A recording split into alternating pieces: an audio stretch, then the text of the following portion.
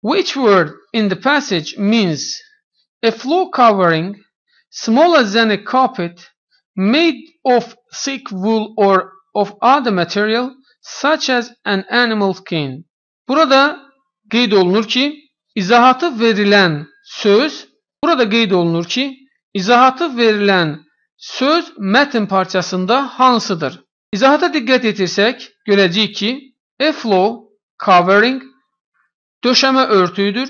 Smaller than a carpet xalçadan nisbətən kiçikdir. Made of thick wool or of other material yundan hazırlanmış və ya hər hansı bir digər parçadan, materialdan hazırlanmışdır. Məsələn, such as an animal skin, heyvan dərisindən.